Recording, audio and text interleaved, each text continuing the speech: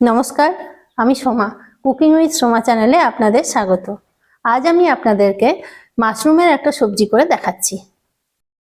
এই ধরনের মাশরুম হয় দেখতে। এই মাশরুমগুলোকে আমি এইভাবে কেটে নিলাম। একটু মোটা অংশ যেটা থাকবে সেইটাকে কেটে বাদ দিয়ে দিতে হবে, কারণ মোটা অংশটা শক্ত এবং চিমড় লাগে। এখানে আমি 300 গ্রাম মতো মাশরুম নিয়েছি। 1 চামচ সর্ষের তেল, নুন, চিনি পরিমাণ মতো, জিরে ভাজা গুঁড়ো 1 চামচ নিলাম। 7টা পেঁয়াজ কলি কুচি করেছি, একটা পেঁয়াজ কুচি করেছি, আর টমেটো, 1 ইঞ্চি আদা, আর একটা রসুন পেস্ট করে রেখেছি।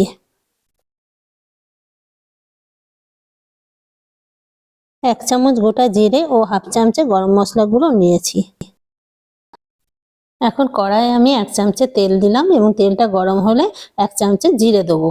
আচ্ছা, আমাদের মধ্যে একটা ভুল ধারণা আছে যে মাশরুম গ্রিন ভেজিটেবল নয়, এটা শরীরের কাজে লাগে না। কিন্তু এটা ভুল। মাশরুম ছোট থেকে বুড়ো, গর্ভবতী মহিলা সবারই খাওয়া উচিত, আর এটা সহজেই হজম হয়ে যায়। এর খাদ্যগুণ অনেক বেশি। এর মধ্যে ফলিক অ্যাসিড থাকে, তার ফলে অ্যানিমিয়া রোগ প্রতিরোধ করে, সুগারের সমতা বজায় রাখে, আর আমাশাজনিত রোগ সারায়। আচ্ছা, এর মধ্যে আমি পেঁয়াজ কুচিগুলো দিয়ে দিলাম। রক্তহীনতা, হৃদরোগ এবং শরীরের রোগ প্রতিরোধের ক্ষমতা বাড়ায়, কোলেস্টেরল কমায়, জন্ডিস প্রতিরোধ করে, কিডনির সমস্যা দূর করে, মাশরুমের দৃষ্টিশক্তি বাড়ায়, আর মাশরুমের মধ্যে ভিটামিন ডি থাকে। তাই আমাদের খাদ্য তালিকায় মাশরুমটা নিয়মিত রাখা উচিত। এবার সসপ্যানে 1 গ্লাস জল গরম করতে দিলাম।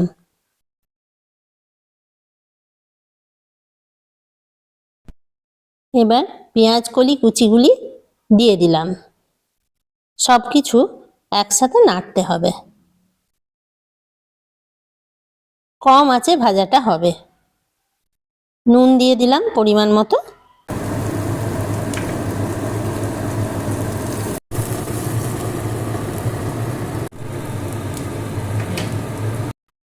জল যখন গরম হবে তখন আমি নামিয়ে ওই মাশরুম কুচিগুলি দিয়ে দেব। জল বেশি ফুটলে ওই জলে যদি মাশরুম দেয়া হয় তবে মাশরুমগুলি চিমড় হয়ে যাবে। তাই জল ফোটার আগেই নামাতে হবে ও মাশরুমগুলি ধুয়ে পরিষ্কার করে নিতে হবে। এবার ছাঁকনির সাহায্যে তুলে কড়াইয়ে মেশাতে হবে। এবার হলুদ গুঁড়ো 1 চামচে দিলাম। আদা, রসুন, টমেটোর পেস্টটা দিয়ে দেবো। নিয়ে নাড়তে হবে, ভালো করে ভাজা ভাজা করতে হবে এবং জলটাকে মারতে হবে।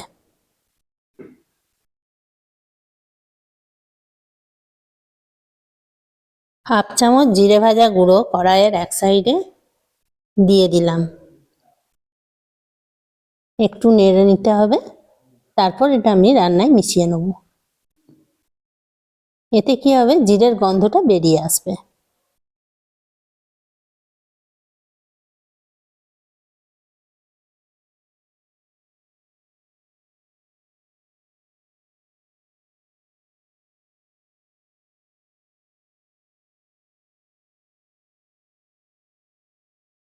মাশরুমগুলি দেওয়ার পরে আমার নুনটা একটু কম হয়েছিল, তাই একটু নুন দিয়ে দিলাম।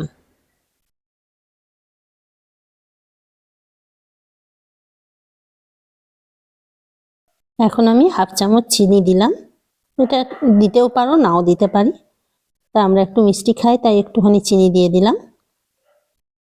আর হাফ চামচে গরম মশলা গুঁড়ো দেবো, নিয়ে নেড়ে দেবো।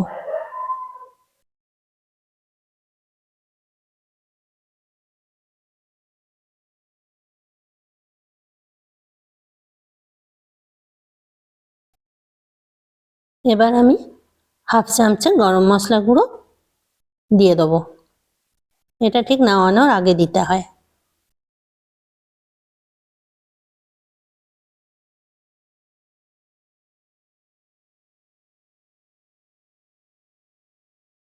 আমার মাশরুমের সবজি রান্নাটা কমপ্লিট হলো। এবার আমি পরিবেশন করব।